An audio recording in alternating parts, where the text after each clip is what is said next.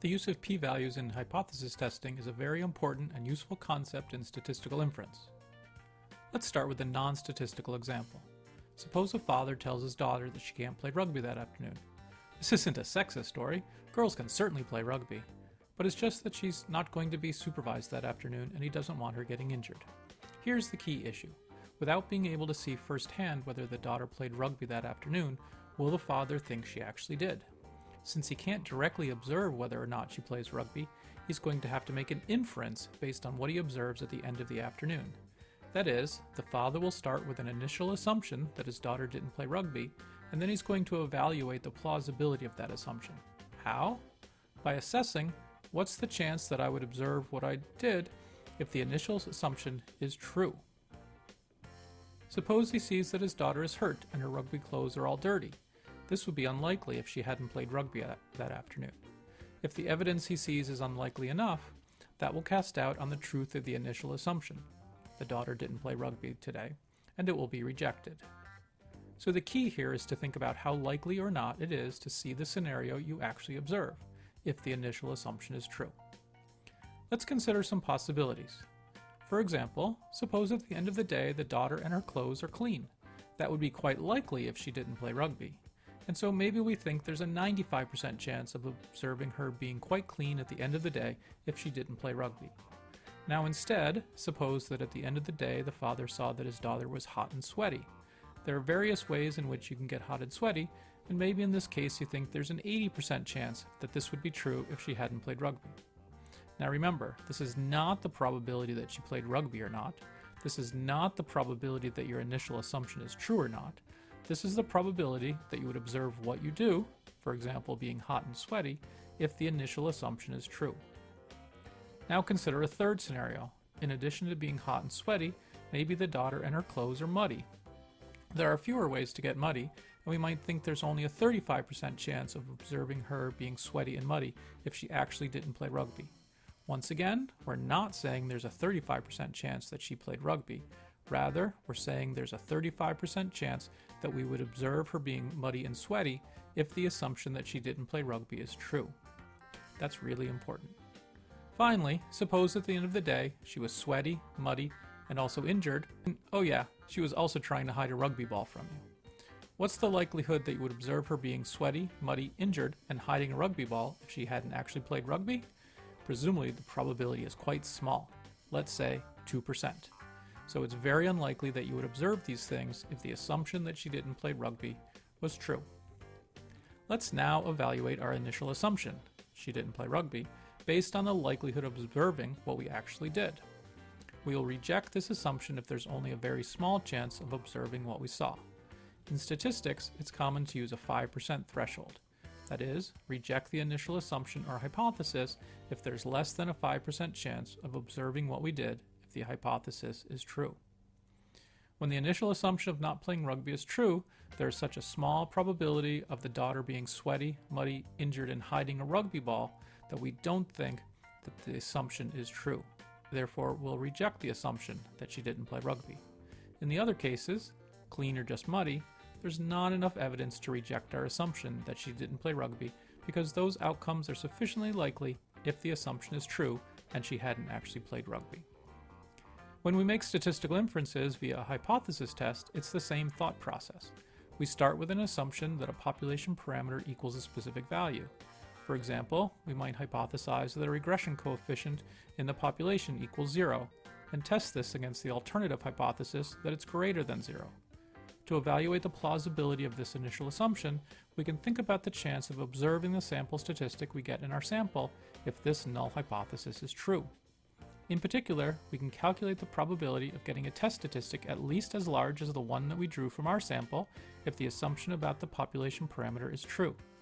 For this, we use the fact that a sample statistic has a probability distribution, and this probability distribution allows us to find the probability of getting a statistic at least as large as the one that we did.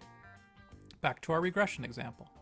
If the null hypothesis is true and beta equals 0, then if some other ideal conditions are met, the sample regression coefficient has a t-distribution centered at 0. Now we look at our sample and calculate the value of our sample regression coefficient b. Since we know the sampling distribution of B, we can find exactly the probability that we would get a test statistic as large as the one that we did. Suppose this probability is 20%. Voila! That's our p-value.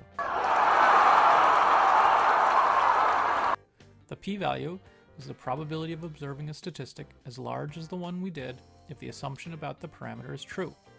Try to see the similarity with the mystery of whether the daughter played rugby. In that example, you observed certain characteristics of the daughter and calculated the probability of seeing those characteristics if the assumption that she didn't play rugby was true. If that probability is very small, our inference is that the initial assumption is false. It's the same thing in hypothesis testing in statistics. We assume the null hypothesis is true and consider the probability that we would get a sample statistic at least as large as the one we did if the null hypothesis is true. In the example on the screen with a one-tailed test, the p-value is 20%. If the null hypothesis is true, so that beta equals 0, there's a 20% chance of getting a value of b at least as large as the one we did get in our sample. If we have a two-tailed test, the logic is the same, but the calculation is slightly different. Suppose again we get a sample regression coefficient of b, which is a positive number. We can find the probability that we would get a test statistic larger than b just as before. But in a two-tailed test, the probability of being at least as large is really the probability of being at least as extreme. That is, we also have to account for the fact that negative values of b would be equally strong evidence against the likelihood or the plausibility of the null hypothesis.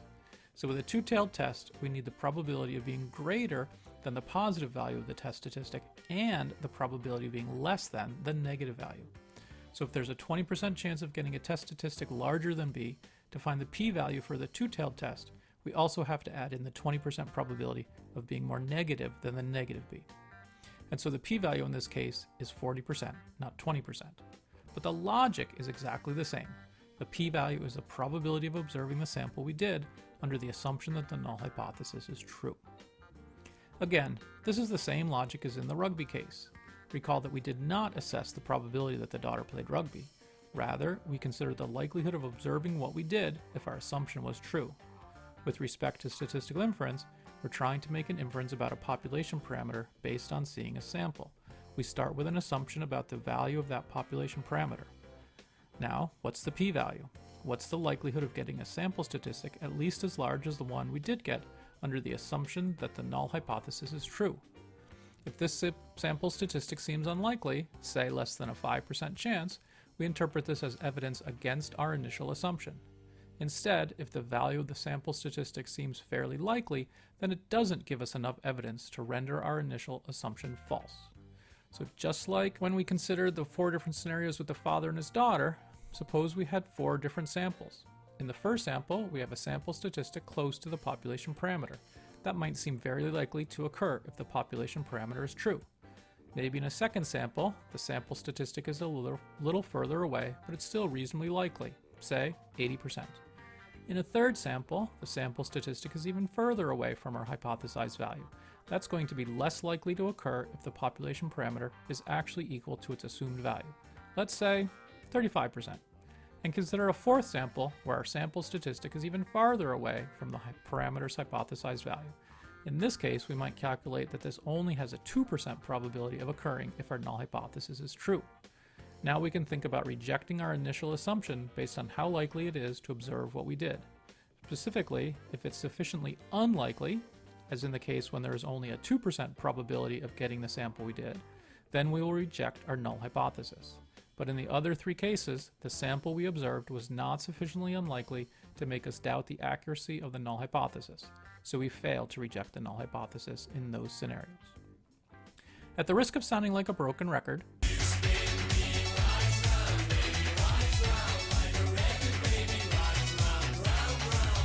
this logic is the same logic that the father applied when trying to assess whether or not the daughter played rugby. Critically, we're not able to assess the probability that the daughter played rugby. In statistical inference, we're not able to assess the probability that the null hypothesis is true or false.